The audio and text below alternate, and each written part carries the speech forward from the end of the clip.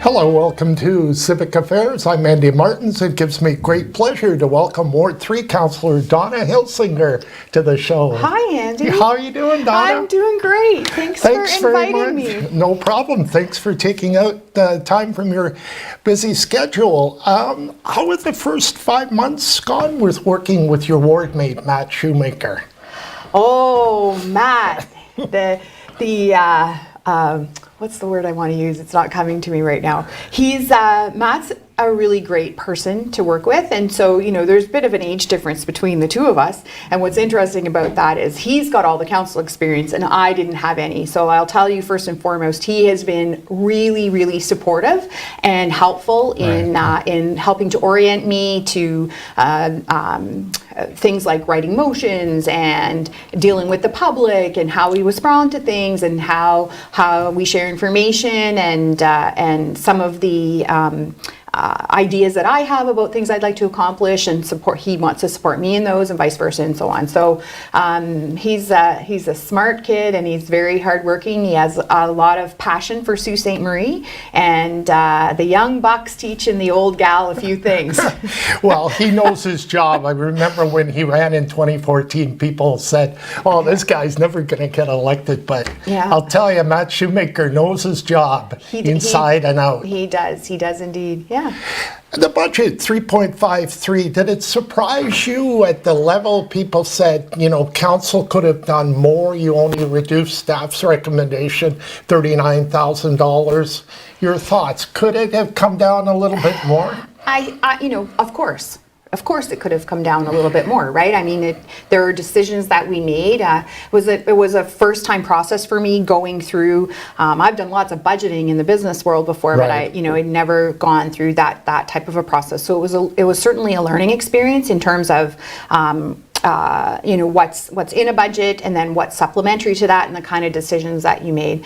One of the things that I thought was very important that certainly added partially that 3.5% this year was the increased transit hours going back, and there was about $300,000 of that increase that went towards more transit hours, and I think that it's really important that there were a lot of people who were disadvantaged when the transit hours changed, and I think that as a forward-thinking and progressive community, we need to have incredible public transit, and so there was a large amount there, but I feel proud of that, and we'll figure that out. We're making good investments in the future, and we'll see from there where it goes. You had to do something, that rolled out, and there were a lot of negatives. Did you personally hear of the issues in Ward 3 with people that didn't like the way transit was rolled out?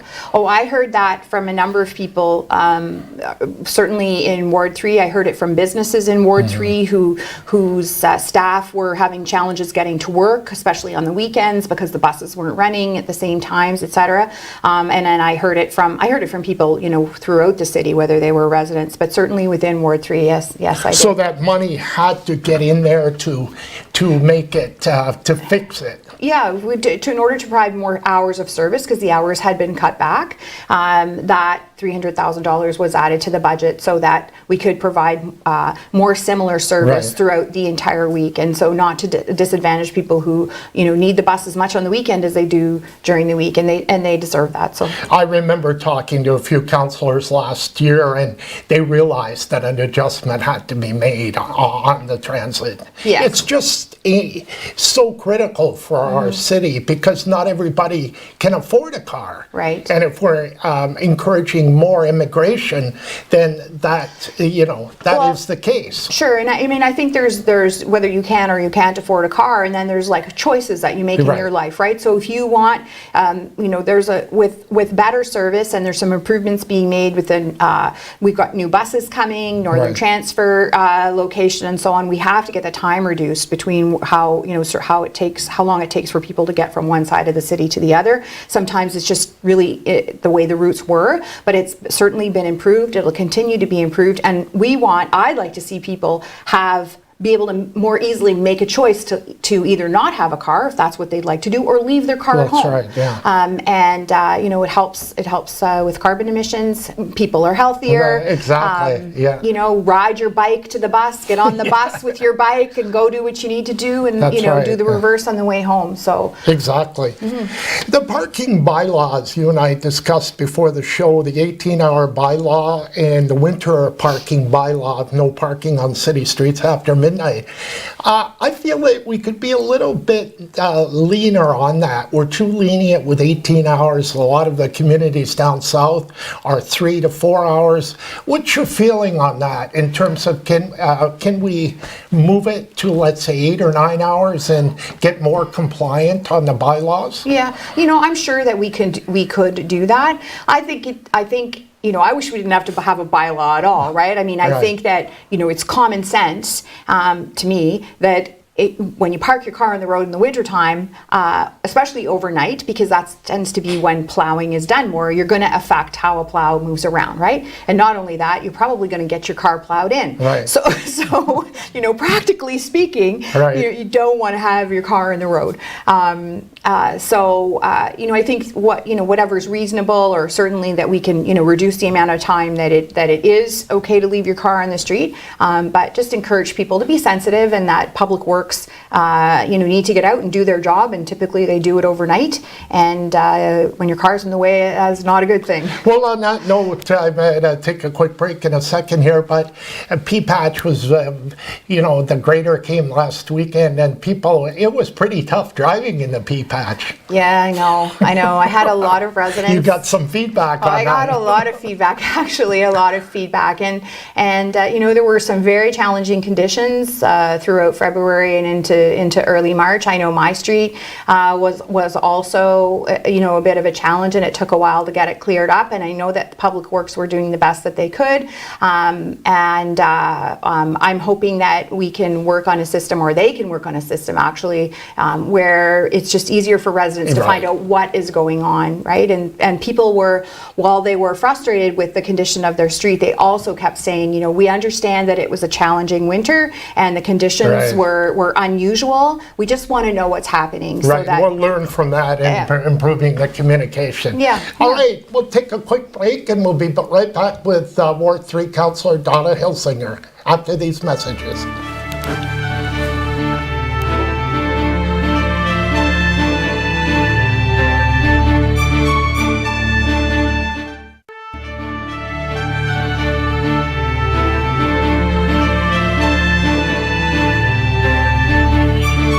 Welcome back to Civic Affairs. We're talking to Councillor Donna Hilsinger. How do we move Sault Ste. Marie forward faster with all the studies and consultants? And I know this is you like to see it moving too. You know, when you first got elected, you were thinking that way. Yeah, I'm a real action-oriented person. I like to think and plan and then make something happen. And you know, we need the studies and we need the consultants. Certainly, they bring an expertise and a perspective to our thinking. They bring some inspiration in terms of bringing examples or ideas from what's happening in communities outside of Sault Ste. Marie, whether it's in Canada or North America or the world, right? These people are experts at what they do, and we can learn from their expertise. So what I will keep encouraging us to do is to take those recommendations and take what those consultants are saying, and you know, we got to find the money to implement new things and to take what's in a study or a consultant's recommendations and make it a reality. So we'll continue to work hard on that. There's a lot of great stuff happening through Future Sault Ste. Marie, and there's certainly, you know, some studies and some consultants' ideas through that. I'm really excited to see the cultural plan that's currently being developed. I think that's going to be a game changer for our community. It's going to show, at least this is what I'm hoping, is that it's going to show, you know, a business case for investing in culture and arts and heritage in this community, both from the social side of things, that why it's good for us as residents of Sault Ste. Marie, but then also from an economic development side in terms of attracting visitors from We outside. really need that, don't we? Yeah, You know, yeah. if we're going to get serious about increasing the tax base. Yeah, it should show us how we can, why we're in a position to do so, and then how we can attract through economic development people in from outside, like to come and visit, but also people who want to move here, who want to practice their art, whatever whether their art is visual or literary or all the other kinds of art that there are. So that study, I believe, should be done in May, give or take, and Right. And then, as I said, Right. we've got to find the resources to take action on those recommendations and make a change. So that's. On that note, Roger Brooks in downtown Bay Street, what's your feeling about, some people think council should implement more recommendations, and there needs to be a midpoint, I think, on that. Well, I was there at Roger Brooks's presentation. I loved everything Roger Brooks had to say. I think that his comments were very important for us to understand the kind of things that we're going to have to do differently, and the way we're going to have to think differently if we're going to take our community as a tourism generator seriously. Right. So, the changes that'll be made on Bay Street are going to completely change what it feels like downtown. Big right? time, yeah. They're going to completely change that, and that's just a start. The wayfinding signage, again, will make it easier for people to find where they're going. The signs will be improved from an aesthetic standpoint and a visual Right. standpoint. Some of the things that the downtown group are working on in terms of making their storefronts more inviting, and landscaping, and that, all year round. Right. We have to remember we are a winter city, and it should be as beautiful and accessible here in the winter as it is in the summer. So I think some really good things are going to happen out of those recommendations that he brought. Some people think that Queen Street should be two-lane first, but I think the mayor and council, you've got it right. Bay Street is more of a critical component here on this. Yeah, there's different thoughts on that. I know what Mr. Brooks said, and it was Right. to make it two-way. The decision has been made to make it one-way, and we're gonna see where that takes us. I'm comfortable with that. Right.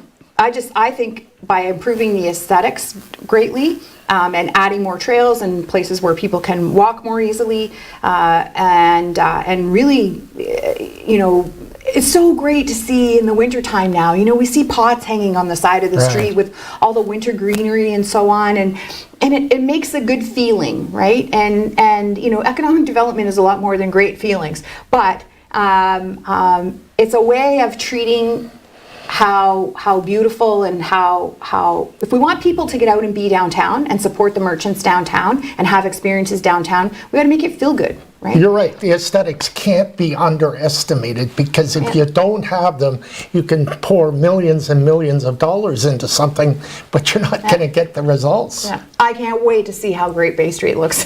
Very exciting. That project is going, it's Yes. an exciting project. Yeah. The mayor and Tom Vera are traveling to Toronto next month. Your comments on decentralization, I've been saying that for years, that we need to promote Sault Ste. Marie in the GTA and elsewhere. Of course, absolutely. From a just from the business and everything else. Sure, absolutely. I mean, you need to have a presence out there. You need to, have a calculated presence. You do your research, and it's just like sales in any business, right? You can't be successful in selling what you do if you stay inside your the walls of your business all the time, right? You have to go out, and you have to build an awareness for people who don't know about your business, or in this case your community, and you have to sell what's there. So I think that Mayor Provenzano and Tom and others who are going out and talking about Sault Ste. Marie and engaging with people who may have an interest in coming here, whether it's to move here, whether it's to locate a business here, it's exactly what we need to be doing. Great.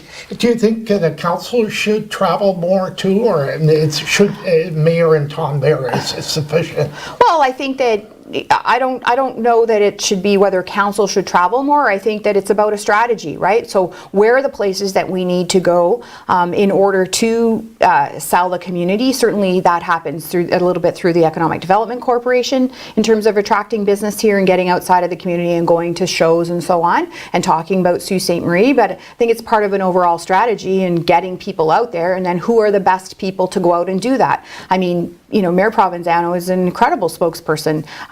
He's passionate about the community. He's knowledgeable.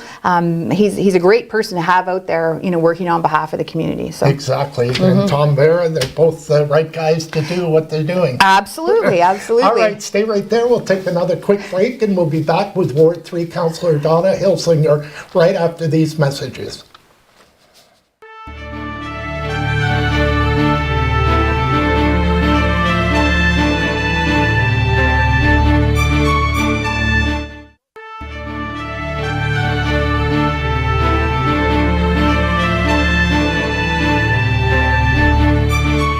Welcome back to Civic Affairs. We're having a delightful chat with Councillor Donna Hilsinger. Her wardmate, Councillor Matt Shoemaker, will be on the show next week.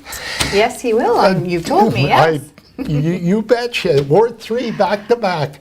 Donna, how do we attract more skilled trades to Sault Ste. Marie? Well, that's a tough one. I think that, you know, we have to have jobs for people who are in skilled trades, right? And one thing that we need a lot of skilled trades for example, well, certainly through the manufacturing industry, but also building of homes and so on. And so we're not going to see as a lot more home building as we have in the past potentially if we don't have more people coming to locate here, right? So I think it's like which comes first, and this is where the challenge is. So the more we can, you know, certainly there's organizations out there like Algoma Workforce Investment, the labor force coordinators through the Future Sault Ste. Marie project are looking at ways of getting the labor here that we need to fill the jobs that we have now.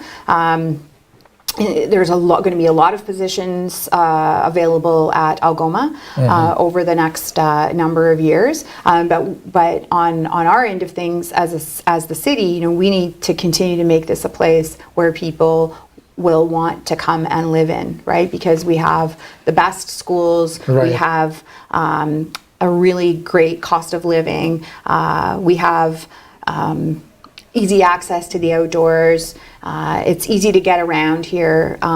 People feel warm and welcome and invited. They can make friends and build their own networks of people, and they can find the work that they're interested in, and they can raise their families and so on. So, you know, I think we do both of those things at the same time, and I think that I've said this many times, you know, we have an incredible quality of life here, and we are 5 minutes from Lake Superior, depending on where you live, the largest freshwater lake in the world, and an enviable lifestyle, and we need to do more to raise that up, talk about it more outside of our community, as we were just saying earlier, and give people who want to move back to Sault Ste. Marie, or people who want to immigrate either to Canada or move from other parts of this country to come and be part of that incredible lifestyle. I think that's something the mayor and Tom Vera will attempt to do next month with the possibly the displaced GM workers at the end of this year. Yes, and to